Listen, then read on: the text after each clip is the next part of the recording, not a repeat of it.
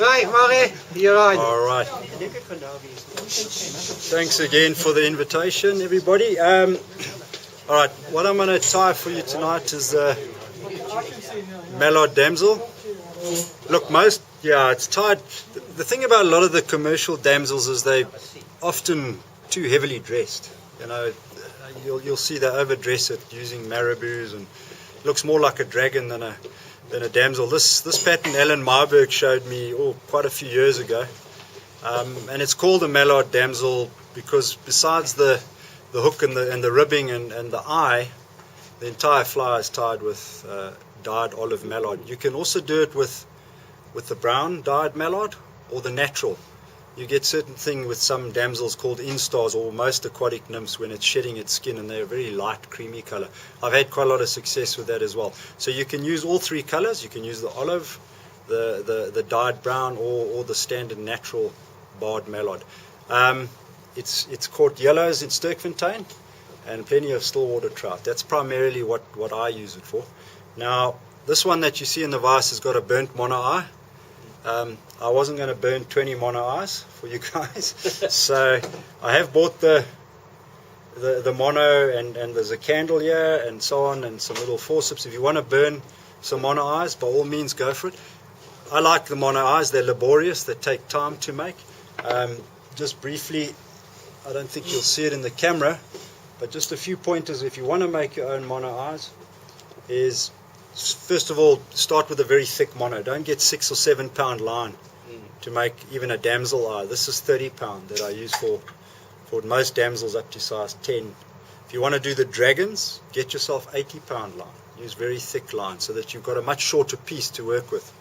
Otherwise you end up burning and burning and burning to get the right size eye.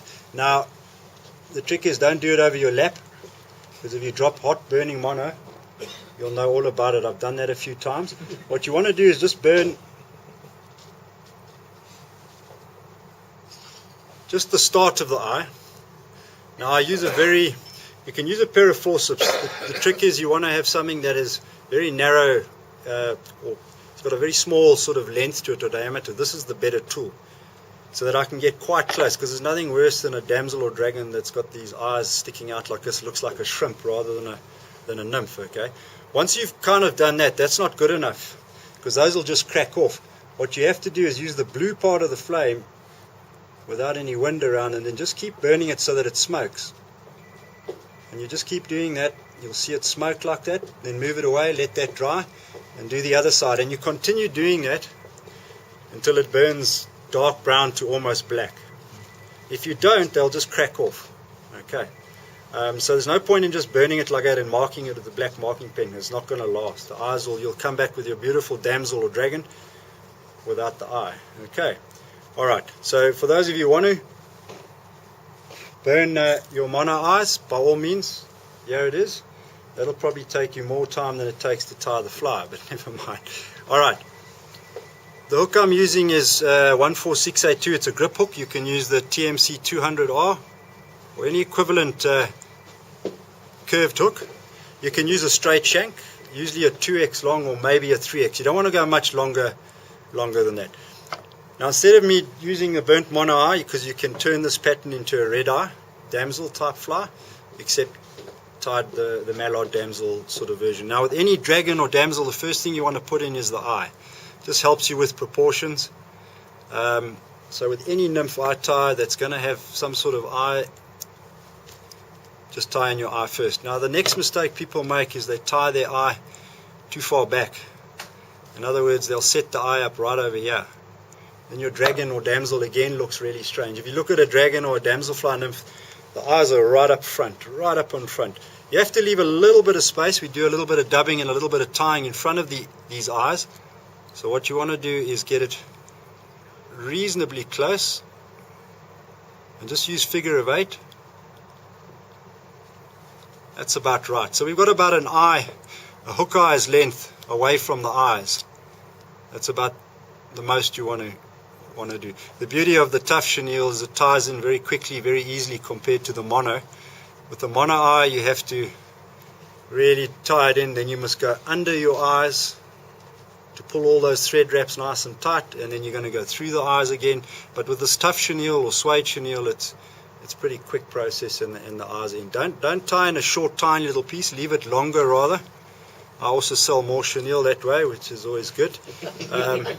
But you want to cut that to length after you've tied it in. All right, I'm going to advance my thread all the way down. Now you've got a curved hook here for a reason. We want to utilize that bend. Don't buy or tie on a curved hook like this and stop sort of over here, because then you're defeating the object. You want to actually get down the bend a bit.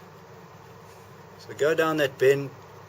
Look, I don't think the fish mind too much, but it does look nicer in the fly box, which is probably the most important thing. Just to make sure it swims up to that. Yeah. Okay, the tail part of this, I use the fluff or the plume part of the olive mallard.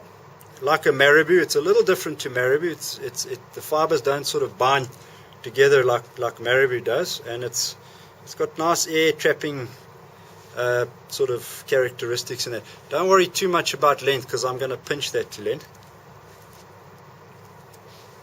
And just trim the butts.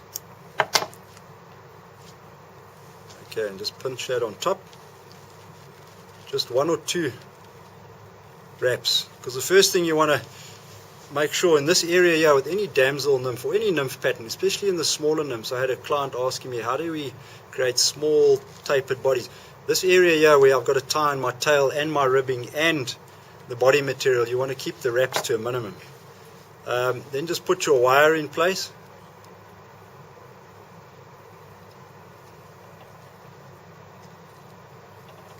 Show some people where you just did that. It's just something that shortcuts doing a pinch loop, or is just to take whatever you're doing, any ribbing material, any body material, whatever, and you can just slip it in and underneath the thread like that. It just saves you trying to do that pinch loop. And as I was saying, just keep these wraps to an absolute minimum. Right. Okay. This is going to be the fun part now. In this packet of mallard, what you must do is you'll go and look for the biggest feathers you can find. What I mean is the feathers that have the longest fiber, and these feathers don't really have much other use other than either wrapping bodies or maybe tails and legs. So there's not going to be, we probably won't have enough, but if you share, you'll find enough feathers for all of us. Okay, so go and look for the longest possible fibers you can find, and we're just going to make it still. So if you look at a short feather like this, something like that, you're not going to get the length you need to wrap the body. There's a way around it, and you can do it in 2 stages, but we want to try and avoid that. All right, I've cut this fiber, and don't be shy. Take quite a nice chunk. That'll help you also get from one end of the tail area all the way to the, and just cut these little points. I'm tying it in by its tips. Just wet that slightly, and literally just catch that, because you want as much length as possible, even at the risk of losing a fiber or 2. I'll just trap that on the tips. Okay, like you do with marabou, just wet that down. You want to try and keep this body as even as possible. That's why I kept all the waist there. Run that all the way down. Now, again, with dragons and damsels, 3/4 of the body of any dragon, or the entire length of any dragon or damsel, is made up of its abdomen. So another mistake people make is they'll do the short little abdomen and this huge long thorax and head area. Dragons and damsels are 3/4 of their entire length is made up of the abdomen. Okay, so if you're looking for the right sort of proportions, that's what you want to try and achieve. So what I'm going to do is I'm going to go quite a way forward.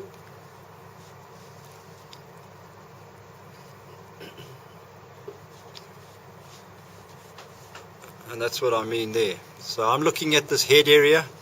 I'm saying to myself, okay, I want 3/4 abdomen, and maybe 1/4 thorax, legs, head, the rest. Okay. What we're going to do with this is we're going to wrap this. Now, because of length, try and flatten it so that you cover quite a bit of the shank as you go. If you've got one of those little, try and hold a multi-stranded fiber with hackle pliers can be tricky at best. So if you've got those little easy hook, I don't know if any of you guys have got those in your kit, it's that little push with a little hook. Electronic hook. Yeah, it's an electronic hook. They use it in building PC boards. That works great for this sort of thing.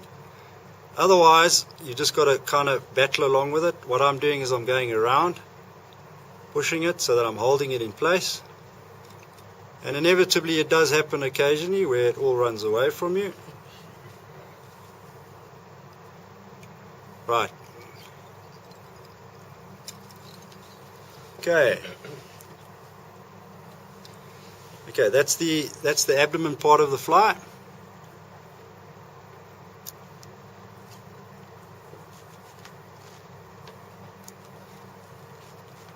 Right. And look, what this mallard does, it gives you an incredibly, much slimmer than wrapping marabou. Even the finest strung marabou still often creates a lot of fluff, So if you look, sure, there. That's in this light you won't see it, but that slight mottling in that as well, you can actually see it with the naked eye. And some of you may not know, but trout don't have very good eyesight at distance. But when they get close to something, they actually can define detail very, very, very well. In fact, better than us. They can see close up much better. Right, we can pinch this tail now if we like. We're probably looking for sort of, I'd say, half the length of the abdomen. Now, some people talk about reversing the ribbing on pheasant tail fibers, or I don't bother with that. I really don't. I'm hoping the trout are going to tear this fly apart before anything else happens. So just a nice even rib. Don't overdo the ribbing. This just gives it the segmentation and a little bit of sparkle and durability. Do you not counter ribbing? Nah, that's what I'm saying. I don't bother with that counter ribbing story. I don't like that. I like everything I tie, I like my thread to be continually pulling it tight. So when you counter rib and you go to tie that off, the thread goes against the ribbing. It just makes a mess there. I don't like it, no. And as you can see, this ribbing's not cutting into the fibers and disappearing. Right, doing what I shouldn't do, cutting the wire with your scissors. Right, okay, we're almost done. Like when you can just go swap them up for a pair. Fancy that. Right, the next thing we're going to put in is this is going to form the wing case, the part of the head and the legs all in one sort of go. So you want to select. No, sorry, just show us that again. Just drop down next to the closest to the hook. Sure, that there. That piece. Okay, that's going to be the wing case. It's going to go over the head and it's going to finish off and create the legs. I think probably the width of this, I guess, it depends on the size of the hook. Just use your discretion. It's such a fragile, delicate material, it doesn't really matter if you overdo it. It just means you're going to end up with more legs. What you want to try and do, though, is try and get this length. In other words, from the tie-in point here, we want the length of this piece to be about 3 to 4 times the length of that. Because I'm going to tie it in, fold it over, tie it in again, and then fold it back. Sounds very complicated, but it's not. So what I'm looking for is 1, sort of 2, 3 to 4 times the length of that area, and then just bopper that in and just pull it over and have a look. Just sort of see, okay, I'm going to tie that off there. A damsel's legs are quite long and spidery, so if you go a little bit too long, don't worry about it, but you don't want, these massively long legs. Okay, it should do it. Okay, then we use this fluff, the same feather, we're going to dub with it. I'm sure some of you have dubbed with marabou before. Just take it out. You don't need to be particularly neat about it. It dubs quite easily. Just keep the dubbing slim. The damselfly is a very slim, slender aquatic nymph. It's not a chunky nymph like its cousin, the dragon. Right, so we'll just run that forward. This is going to be the thorax area now, so we're going to go not quite up against the eyes. I want to leave a bit of space there. If you've got too much dubbing, just pull it away. pull that over to make the little wing case. Tie that down, then carry on in front of the eyes and tie down. So I'll turn this around for you to have a look now. Alright, so I've created that very small little wing case area, and now these are going to be folded back over just now as the legs. Right now I can dub my little head, and all we do is we go around in front of the eyes, through. Nothing. If you feel you haven't got enough dubbing, just back off a little bit. You don't want any thread showing. Not that you're going to see it with this fly.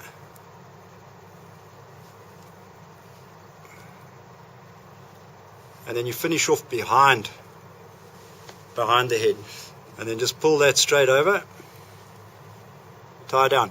Now what you want to do here is you want to just divide these legs roughly. So I've pulled the legs almost equal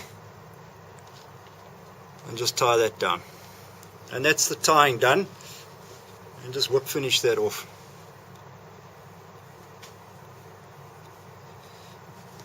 Alright, there's one or two things left to do, and it's pretty much finished. So no, the head is behind, the tying off position is behind the eyes.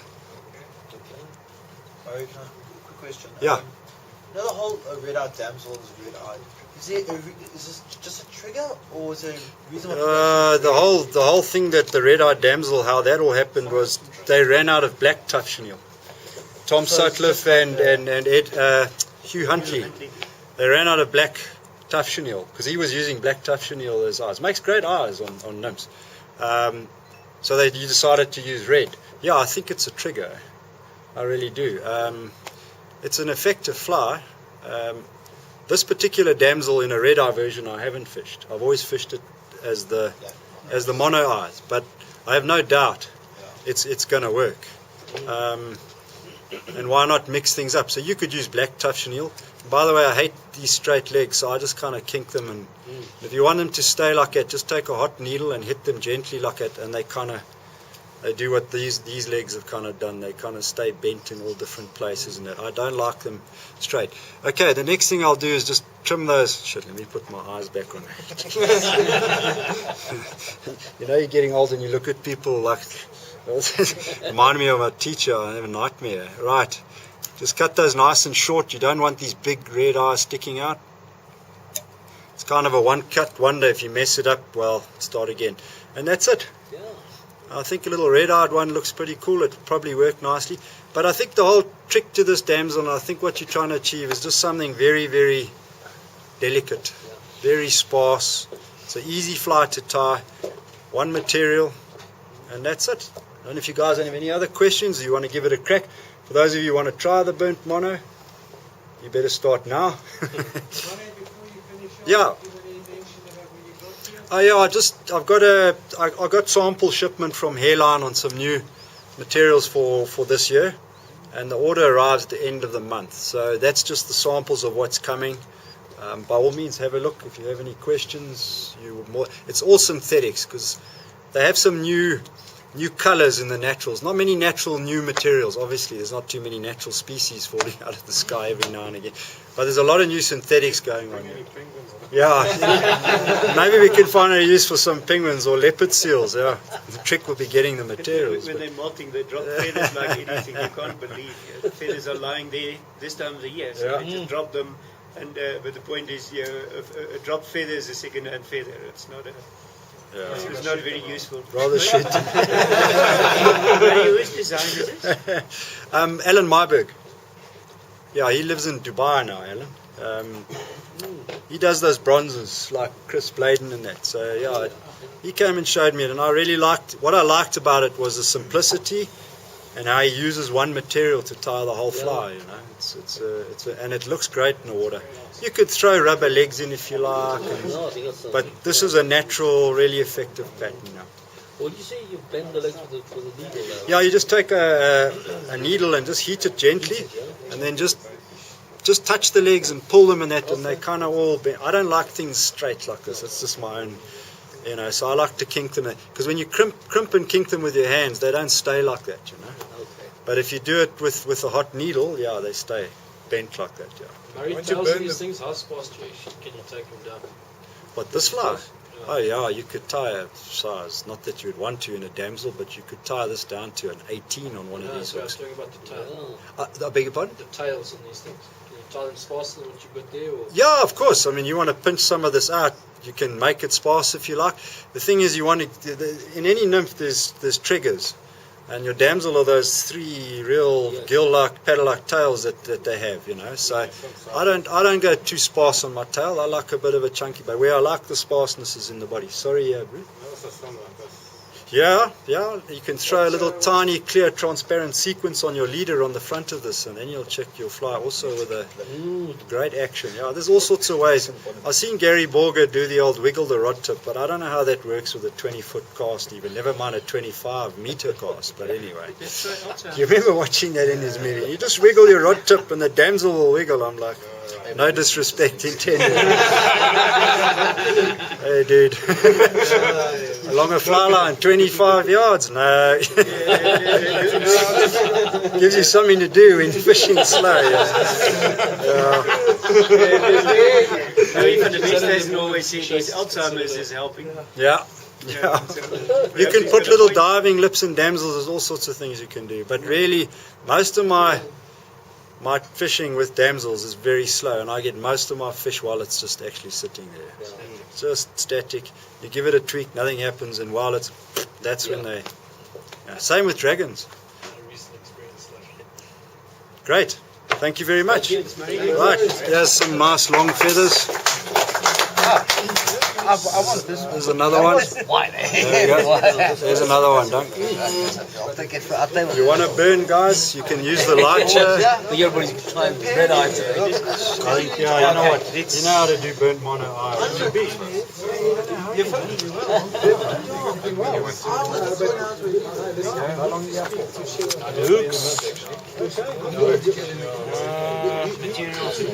It's just I can't see from that side.